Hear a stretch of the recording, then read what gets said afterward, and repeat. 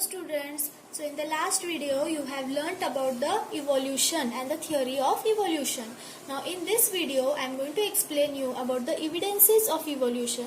Evidences are nothing but the proofs. So various proofs which are used for the evolution are given in your textbook. From those they are morphological evidence. Second is anatomical evidence. Third is vestigial organs. Fourth is paleontological evidences. Fifth is connecting links. And sixth is embryological evidences. These evidences are very important from the point of view of 3-mark question. 3-mark question can be asked based on these evidences. Okay, so you have to learn them by heart. Then from that first one we will study about morphological evidence. From the word morphology you can understand that morphology means the structure, the various structure of the body parts, or it may be the plants. Okay, so see, we can see various similarities in animals. What are the similarities? They are in the form of structure of mouth, nostrils, ear pinna, hairs on body. Similarly, in plants, the leaf venation, leaf petiole have similarities. Okay. From this, we can say that the origin must be same and must have common ancestors. So, based on similarities, we can conclude that the origin must be same. They have come from the same origin and they must have same ancestors. Okay. So, this is about the morphological evidences. The next is anatomical evidence. You know what is in by anatomy? Anatomy means the skeletal. Okay, you have seen skeleton. That skeleton is nothing but the anatomy. So anatomical evidence. So there is similarity in the structure of bones and joints in organs of each animals. So minute similarity can be observed in human hand, cat's foreleg, flippers of whale, and patagium of bat. So these 4 diagrams you can refer from the textbook. In textbook, the diagram of human hand, cat's foreleg, flipper of whale, and patagium of bat is given. So from that what we can conclude is they have similarity in the structure of bones and bony joints. So this proves that those animals may have common ancestors. So this is about the anatomical evidence. Now third is vestigial organs. Now let us see what is vestigial organs. Degenerated or underdeveloped useless organs of organisms are called as vestigial organs. The organs which are not in use or which have developed less or useless organs are called as the vestigial organs. Okay, in living organism, existing organs undergo gradual change. Gradual means slow change. Okay. Specific structure in body is useful, but it may be useless or even harmful in different situation. Such organs undergo degeneration as per the natural selection. Natural selection I have told you.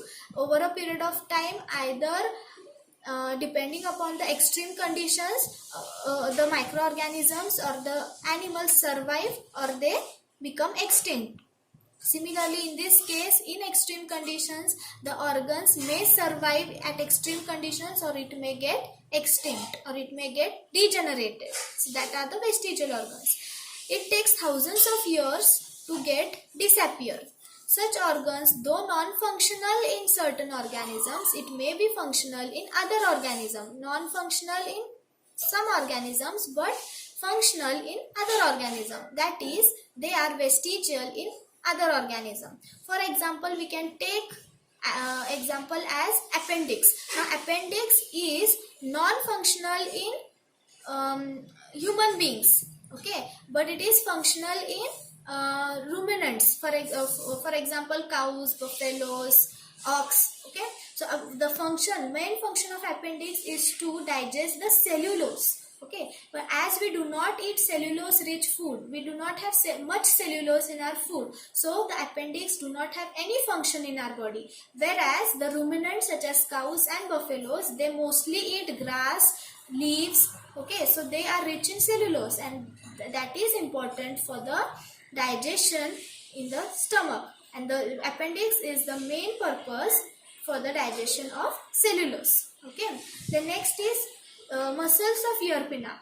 We have muscles of ear pinna, but in monkeys it is used for the movement of the ear pinna. Okay, so in human beings the muscles of ear pinna is useless, it is non-functional. But if we see in monkeys have this ear pinna for the movement purpose. Okay, next is tailbone.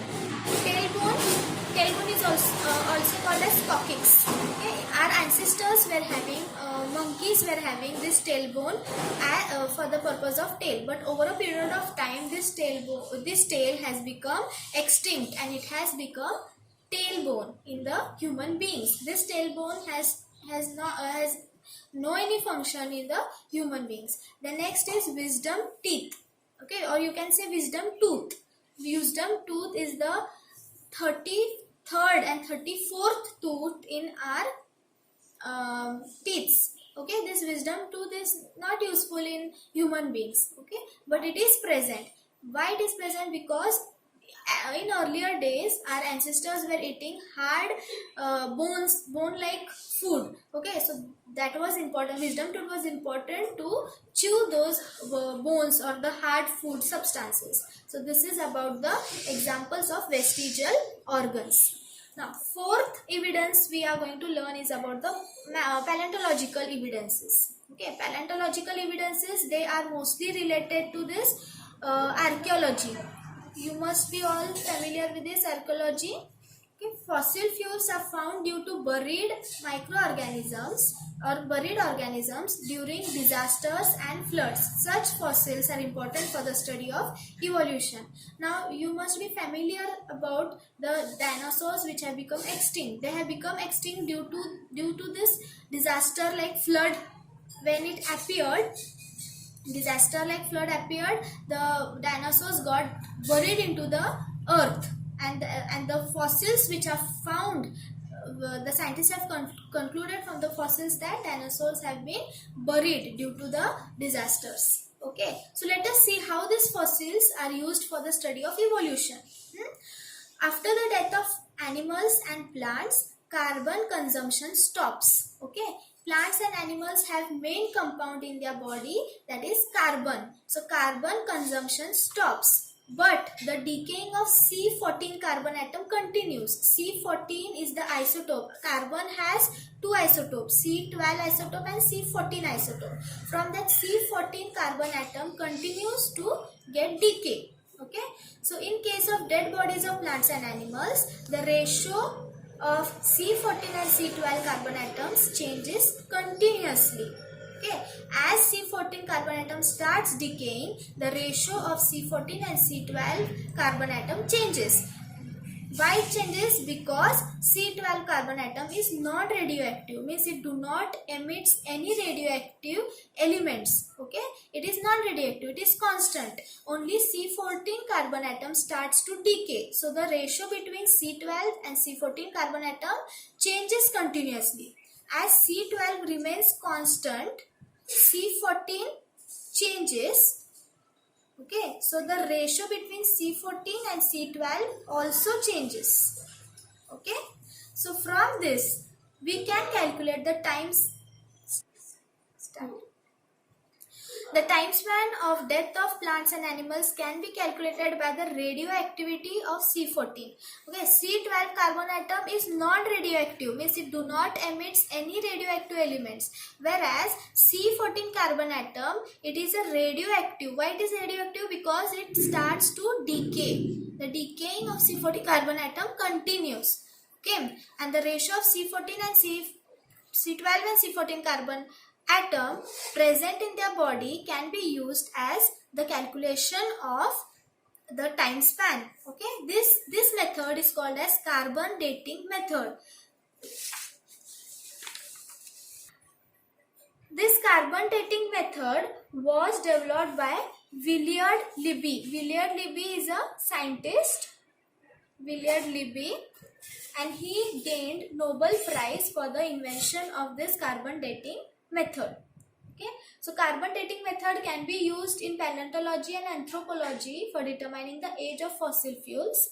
Once the age of fossils has been determined by such technique, it becomes easy to find out the information about erstwhile organisms. Okay, so this comes under paleontological evidences. In paleontological evidence, you have to just remember C12 and C14 carbon atom, okay, and carbon dating method. Now, fifth evidence we are going to learn is about the connecting links. Now, from this word only you can understand connecting. Connecting means to connect one to the other. Okay, so connecting links are the groups which connects to two different kingdoms. For example, see, some plants and animals show morphological characters which has relation to two different groups. They are called as connecting links. Okay, so connecting links are the animals which show relation to two different groups. Now let us see which are those groups. First example in your textbook is given about peripatus. You can refer the diagram from the textbook. In textbook the diagram is given. Peripatus, it is the connecting link between Annelida and Arthropoda. Okay, Annelida is the earthworm group. Earthworm belongs to Annelida. Arthropoda is the cockroach. Cockroach group. Cockroach belongs to this Arthropoda. Okay, so the characteristics which peripatus is having of Annelida are segmented body. The body has segments. Thin cuticle, the body is very thin. Parapodia like organs. Parapodia means suppose this is the peripatus, the small legs like structure, these are parapodia for the locomotion purpose. Okay, the leg like structure for the locomotion purpose are called as parapodia. Then the arthropoda characteristics are tracheal respiration, means the respiration takes place through trachea, and upper circulation. Okay, these are the two characteristics of arthropoda. So peripatus is the connecting link between Annelida and arthropoda, means earthworm and cockroach. It has the connecting link of characteristics of earthworm and cockroach. Now, next example is of duckbill. The diagram of duckbill is also given in your textbook. So, it is the connecting link between reptiles and mammals. Reptiles means snakes and mammals means animals or human beings, you can say. Human beings. So, duckbill is the connecting link between snake characteristics and human being characteristics. So, the reptiles, the characteristics of reptiles is duckbill lays eggs, whereas characteristics of mammals is presence of mammary glands and hairs. Okay, mammary glands, you know mammary glands. What are those mammary glands? You already know. Then third is the lungfish. Diagram of lungfish is also given. So it is the connecting link between the reptiles and amphibians. Reptiles means snakes, amphibians means frogs. Okay, so they are the connecting link between snakes and frogs. So how the lungfish performs respiration though it is a fish. It performs respiration though it is a fish. Fish do not perform respiration process. They respire through their gills. Okay, they do not have separate respiratory system. But lungfish has separate respiratory system as well as it is a fish. So it is a connecting link between reptiles and amphibians. Now last is the embryological evidences. For this you have to refer diagram on page number 7, diagram number 1.10. So this diagram you should refer from the textbook. So comparative study of embryonic developmental stages are given in that diagram. So from that we can understand the similarities in the initial stages indicate the common origin of all animals. So fish, salamander, tortoise, chicken, pig, cow, rabbit and man. These are the 8 animals. Embryonic development of 8 animals are given in that diagram. From that diagram we can understand the similarities in the initial stages. Okay, so all embryos show extreme similarities during initial stage and those similarities decrease gradually. So as the embryo develops, the similarity gets disappeared. Okay, so from that we can conclude they must have the common origin of all animals.